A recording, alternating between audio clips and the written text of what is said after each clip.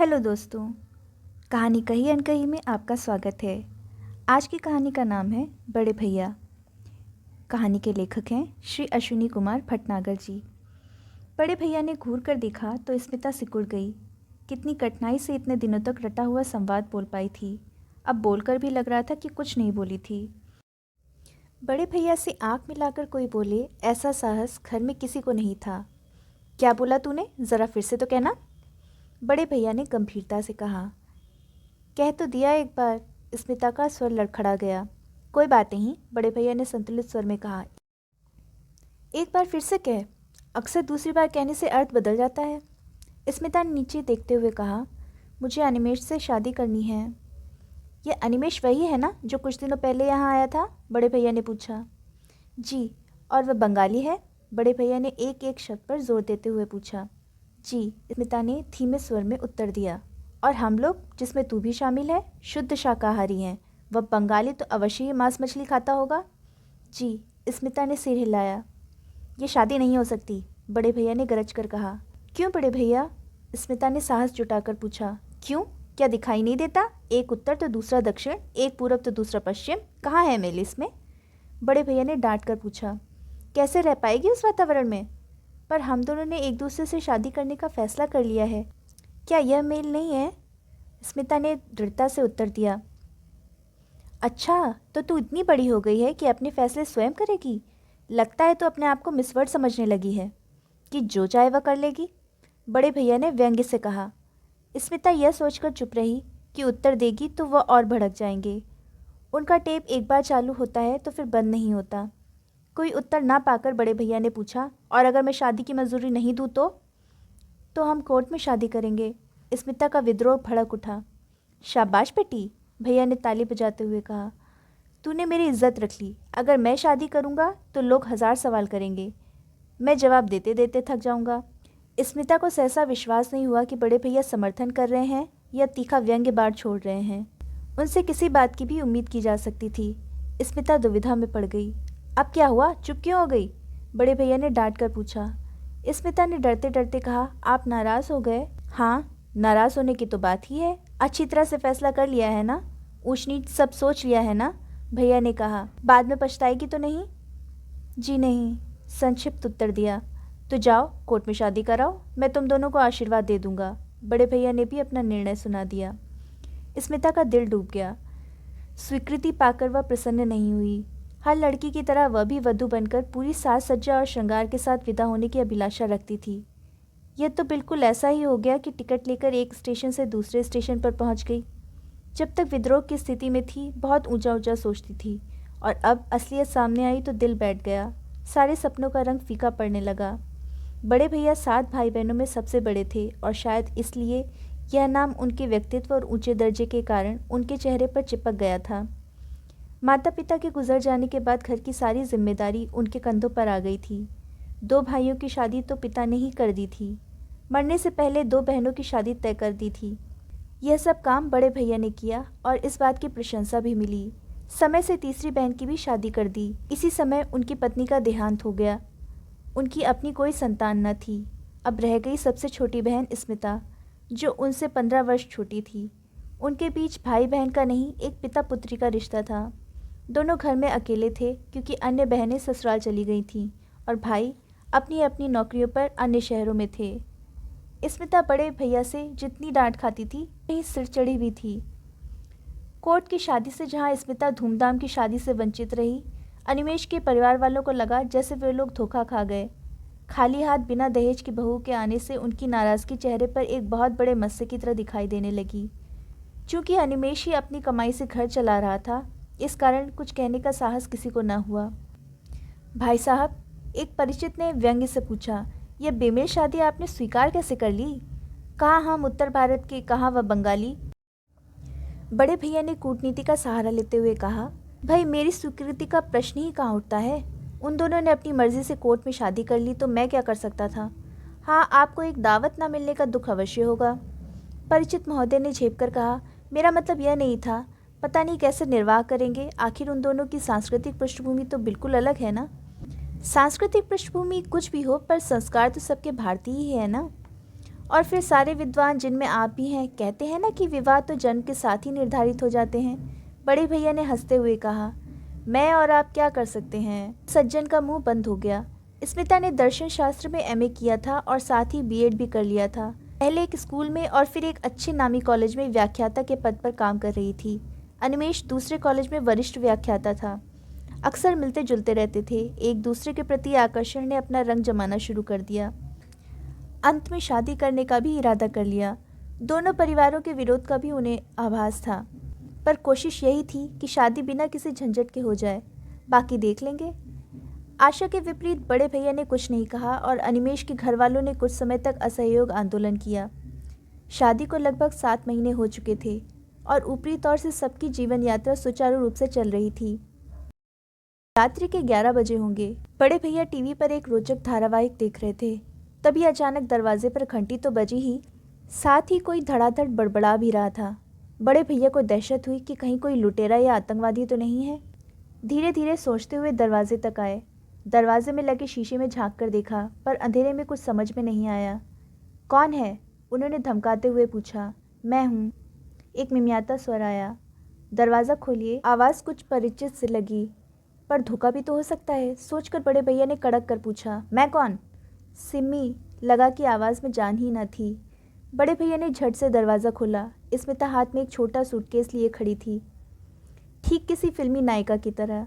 पहले तो बड़े भैया की छाती से चिपट कर रोई और फिर सीधे अपने कमरे में चली गई। बड़े भैया ने कुछ नहीं कहा, केवल गंभीरता से सोचते रहे कि सुबह होने पर ही पूछेंगे। वैसे पूछने की आवश्यकता ही क्या है। सवेरे वह मेज पर बैठे अखबार पढ़ रहे थे। स्मिता सामने बैठी बेचैनी से प्याले प्लेट इधर उधर करते हुए सोच रही थी कि यह बड़े भैया हैं कैसे, कोई चिंता ही नहीं है। अंत में जब सब्र का बांध टूट गया तो उसने भैया के हाथों से अखबार छीनते हुए कहा, पूछोगे नहीं मैं क्यों आई हूँ? शरारत भरी मुस्कुराहट से उन्होंने कहा, पूछने की क्या ज़रूरत है, पति पत्नी में तकरार तो होता ही रहता है, सब ठीक हो जाएगा। स्मिता ने क्रोध से कहा, यह तकरार नहीं है बड़े भैया, मैं वह घर हमेशा हमेशा के लिए छोड़ आई हूँ। बड़े भैया ने हंसकर कहा, शाबाश बेटी, यह तूने बड़ा अच्छा किया। इस घर में तेरी बड़ी कमी महसूस होती थी। आज लौकी के कोफ्ते बनाना, बहुत दिन हो गए हैं खाए हुए। बड़े भैया आप इसे मजाक समझ रहे हैं? स्मिता ने क्रोध से पूछा। उन्होंने गंभीरता से उत्तर दिया, जिंदगी में ऐसे फैसले कभी मजाक नहीं होते। तूने स्वयं शादी का फैसला किया, मैंने मान लिया। अब तो हमेशा हमेशा के लिए यहाँ आ गई है, यह भी मान लिया। तू चिंता मत कर, यहाँ कोई कष्ट नहीं होगा। मेरे लिए तो बहुत अच्छा है। एक बार भी तो नहीं पूछा कि झगड़ा क्यों हुआ, मानो उन्हें कोई मतलब ही नहीं है। स्मिता तो सब कुछ उगलना चाहती थी, कब तक चुप बैठी रहेगी। अचानक वह सिसकने लगी, रोते रोते बोली, बड़े भैया उन्हें बहू नहीं एक नौकरानी चाहिए। दिन भर घर में चक्की की तरह पिसती रहती हूँ, पर किसी को मेरी परवाह नहीं। किसी से क्या मतलब? भैया ने अनजान बनते हुए पूछा। कहा ना किसी को भी नहीं, स्मिता ने चिढ़कर कहा। पर तू कॉलेज पढ़ाने तो अभी जाती है ना? बड़े भैया ने पूछा। सो तो जाती हूँ, स्मिता ने कहा, पर मेरे पीछे कोई भी काम नहीं करता, सब हाथ पर हाथ धरे बैठे रहते हैं। तो तू नौकरी छोड़ दे, बड़े भैया ने सलाह दी। रुपया जो कमा कर लाती हूँ, रुपया भी तो चाहिए उन्हें, स्मिता ने तड़क कर कहा। और अनिमेष का क्या कहना है? पहले तो मेरी ओर से कुछ बोलते भी थे, पर अब माता पिता और बहन के दबाव से उन्होंने भी साथ देना छोड़ दिया है। कहते हैं कि परिवार में मिलजुल कर नहीं रहती। अब आप ही बताइए कि क्या मेरी अपनी कोई शख्सियत नहीं है, मेरी अपनी कोई पहचान नहीं है? क्या मुझे अपनी तरह से जीने का भी कोई अधिकार नहीं है? वह एक ही सांस में कह गई सब कुछ। गंभीरता से विचारते हुए बड़े भैया ने कहा, यह बात तो ठीक है, अगर इंसान अपनी पहचान ही भूल जाए तो पढ़ाई लिखाई का क्या लाभ? सच ही तेरे साथ बड़ा अन्याय हुआ है। अच्छा किया जो तू घर छोड़कर चली आई, हमेशा हमेशा के लिए। स्मिता को समझ ना आया कि बड़े भैया ताना दे रहे हैं या समर्थन कर रहे हैं। अक्सर ऐसी ही दोहरी बात करते हैं, उनको समझना बड़ा मुश्किल है। अब मैं क्या करूं? स्मिता ने उलझन में पड़कर पूछा। करना क्या है, आराम से आ रहे और चैन की बांसुरी बजा। हाँ, कॉलेज जाना मत छोड़ना, खाली दिमाग शैतान का घर होता है, भैया ने समझाते हुए कहा। अब कुछ नाश्ता वाश्ता मिलेगा? स्मिता के तने हुए चेहरे पर मुस्कान की लहर दौड़ गई। बड़े भैया कभी नहीं बदलेंगे। 7 दिन हो गए। स्मिता के खिले हुए मुखड़े पर चिंता की लकीरें उभरने लगी थीं। बड़े भैया के समर्थन और आश्रय प्रदान से उसे बड़ी तसल्ली हुई थी। पहले तो यही सोचा था कि देखते ही वह डांटेंगे और फटकार लगाएंगे, बुरा भला कहेंगे, पर ऐसा कुछ नहीं हुआ। आखिर बड़े भैया को छोड़कर उसका था ही कौन? क्या बात है, बड़ी परेशान लग रही है? बड़े भैया ने पूछा। कुछ तो नहीं, स्मिता ने कहा। कुछ तो है, वह मुस्कुराए। स्मिता ने झिझकते हुए कहा, आप वहाँ कहलवा दीजिए कि मैं यहाँ हूँ और बड़े आराम से हूँ। उन्होंने जोड़ते हुए कहा, मैं क्यों कहूँ ऐसा? पर लगता है तेरे दिल में अनिमेष के लिए कुछ जगह है, इसीलिए परेशान है। स्मिता ने झल्ला कर कहा, मुझे कोई परवाह नहीं उन लोगों की, क्या उनको मेरी परवाह है? इसीलिए तो कहता हूँ। बड़े भैया ने हंसकर कहा, जब एक बार फैसला घर छोड़ने का कर लिया तो अब उसी पर अटल रहे। स्मिता चुप हो गई। इतवार का दिन था, छुट्टी के हिसाब से सब काम धीरे धीरे हो रहा था। घंटी बजी तब स्मिता अपने कमरे में थी। मेहरी के सिवा कौन होगा, वह भी तो आराम से आएगी। बड़े भैया ने धीरे धीरे उठकर दरवाज़ा खोला। तुम? बड़े भैया ने चौंक कर पूछा। यहाँ क्यों आए हो? स्मिता से मिलने आया हूँ, अनिमेष ने झेपते हुए कहा। वह तुमसे नहीं मिलना चाहती, कहकर उन्होंने तड़ाक से दरवाज़ा बंद करने की नाकामयाब कोशिश की। बड़े भैया, अनिमेष ने बड़े सम्मान से कहा, आपसे तो बात कर सकता हूँ, या आप भी मुझसे बात नहीं करेंगे? भैया ने सोचते हुए कहा, हाँ मैं तुमसे बात कर सकता हूँ, पर याद रखना मुझे तुम मूर्ख मत समझना। अनिमेष ने झुककर उनके घुटने छूते हुए कहा, ऐसी जुर्रत कर सकता हूँ क्या? ठीक है, अंदर आ जाओ। स्मिता ने अनिमेष को देखा तो पास आ गई। दोनों एक दूसरे को देख रहे थे। बड़े भैया ने डांट कर कहा, सिम्मी तू अंदर जा, तेरा यहाँ कोई काम नहीं है। स्मिता सहम कर अंदर चली गई। चाय मेज पर रखी थी। बड़े भैया ने चाय का प्याला भरकर अनिमेष की ओर बढ़ाया। यहाँ क्यों आए हो? बड़े भैया ने तीखे स्वर में प्रश्न किया। मैं स्मिता को लेने आया हूँ, वह तुम्हारे साथ नहीं जाएगी, बड़े भैया ने दृढ़ स्वर में कहा। वह तुम्हारा घर हमेशा हमेशा के लिए छोड़ आई है, यहाँ उसे कोई तकलीफ़ नहीं है। अनिमेष ने झिझकते हुए कहा, दरअसल कुछ गलतफहमी हो गई है, मैं उसे ही दूर करने आया हूँ। गलतफहमी? कैसी गलतफहमी? बड़े भैया ने क्रोध से कहा, क्या तुम उसे एक नौकरानी की तरह नहीं रखते? जब तुम उसे बाहर काम करने के लिए भेजते हो तो क्या तुम्हारा और तुम्हारे घर वालों का यह कर्तव्य नहीं कि घर के कार्यों में उसका हाथ बटाएं? यही उसे समझाना चाहता हूँ कि आगे से ऐसा नहीं होगा। बस उसे थोड़ा मेरे माता पिता से इज्जत से पेश आना चाहिए। तुम्हारा मतलब है मेरी बहन बदतमीज़ है? बड़े भैया ने क्रोध से पूछा। अनिमेष ने तुरंत बचाव करते हुए कहा, जी नहीं, मैंने ऐसा नहीं कहा। मैंने कहा थोड़ा सम्मान से पेश आए, आखिर वे मेरे माता पिता हैं। ओह, बड़े भैया ने व्यंग्य से कहा, सम्मान से पेश नहीं आती? पढ़ा कर तो तुम भी आते हो, क्या आते ही झाड़ू पोछा और खाना बनाने लगते हो? अरे थोड़ी देर तो नवाब साहब की तरह बैठकर चाय नाश्ते का इंतज़ार करते ही हो। अनिमेष उत्तर के लिए सही शब्द ना पा सका, उसकी जीभ लड़खड़ा गई। अरे आते ही थकी मांदी लड़की से सब यह उम्मीद करे कि काम में जुट जाए और सम्मान से भी पेश आए, यह सोचकर तुमने एक पढ़ी लिखी लड़की के साथ बड़ा अन्याय किया है। बड़े भैया ने सिर हिलाते हुए कहा। भैया आप समझ नहीं रहे हैं, अनिमेष ने तीव्र स्वर में कहा। वह किसी भी सूरत में मुझसे और मेरे परिवार से घुल मिल कर नहीं रहना चाहती। यानी तुमने उसे और उसने तुम्हें समझने में भूल की है। ये शादी तुमने भावना में बहकर जल्दबाजी में कर ली? भैया ने तीखा प्रश्न किया। जी ऐसा तो नहीं था, अनिमेष ने हकलाते हुए कहा। हमने सारे पहलुओं पर अच्छी तरह से गौर कर लिया था। असलियत की दुनिया कल्पना के संसार से बहुत अलग होती है ना दामाद बाबू? बड़े भैया ने कटु व्यंग्य से पूछा। अब जब समझ ही लिया है कि यह शादी एक भूल थी तो यहाँ क्या करने आए हो? मैं उसे समझाना चाहता हूँ, अनिमेष ने धीरे से कहा।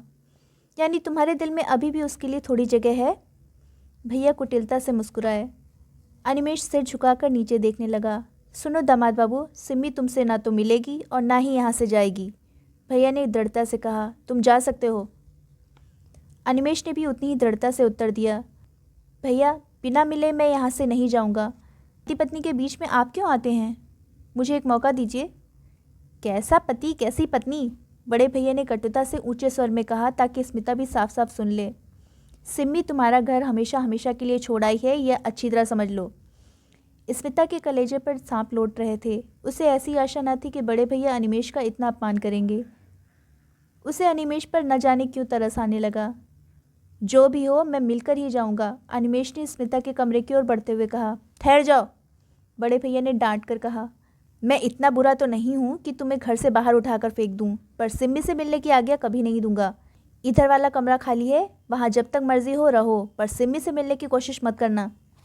अनिमेष लाचारी से कमरे में चला गया। स्मिता थोड़ी देर में बाहर आई तो चेहरे पर परेशानी झलक रही थी। बड़े भैया ने रूखे स्वर में कहा, मैंने अनिमेश को डांट दिया है, अगर अपनी और मेरी इज्जत प्यारी है तो उससे बात मत करना।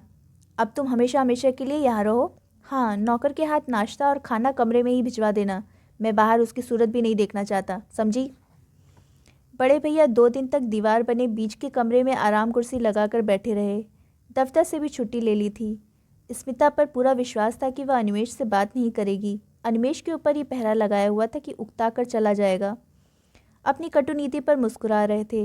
वह पहले ही जानते थे कि इस तरह की शादी में कोई दम नहीं होता, पर पागलों को भला कोई समझा सकता है क्या? 3 दिन हो गए। बड़े भैया ने हड़बड़ा कर आंखें खोली। न जाने कब आँख लग गई थी। दिन चढ़ाया था। अखबार वाला कब का अखबार बालकनी में फेंक कर चला गया था। अजीब सा सूनापन था। सिम्मी, बड़े भैया ने पुकारा। अरे चाय वाय मिलेगी या नहीं? कोई उत्तर नहीं। सिम्मी के कमरे में झांका। कमरा खाली था। ध्यान से देखा तो उसका सूटकेस भी नदारद था। अनिमेश भी गायब था। कहाँ गए? और तब बड़े भैया ठठाकर हंस पड़े। आखिर उनकी तरकीब काम कर ही गई। अगले साल स्मिता एक छोटा सा शिशु अपने साथ लेकर बड़े भैया के पास आई। अनिमेश साथ में था।